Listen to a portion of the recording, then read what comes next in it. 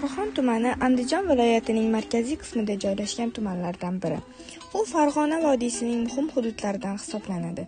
Tashkil topgan yili 1926-yil 29-sentyabr kuni tashkil etilgan. Dastlab Stalin tumani deb atalgan. 1961-yilda Moskva tumani bo'lgan. 1990-yillar boshida hozirgi Shahrixon tumani nomi berilgan. Geografik joylashuvi Shahrixon tumani quyidagi hududlar bilan chegaradosh. G'arbda Bo'z tumani, shimolda Baliqchi va Oltinko'l tumani, sharqda Asaka tumani, janubda Quva tumani. Aholisi 200 mingdan ortiq. Ma'muriy tuzilishi: bitta shahar, Shahrixon shahri. 12 taga yaqin qishloq fuqarolar yig'ini mavjud. Shahrixon tumani asosan qishloq xo'jaligi, paxtachilik, bog'dorchilik, chorvachilik, do'ppichilik, pichoqchilik bilan shug'ullanadi.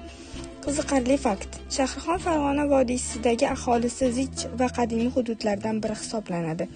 Bu yerda savdo-sotiq va hunarmandchilik ham rivojlangan. Shahrixon tumani Farg'ona vodiysidagi qadimiy hududlardan biri bo'lib, uning tarixi bir necha asrlar oldinga borib taqaladi.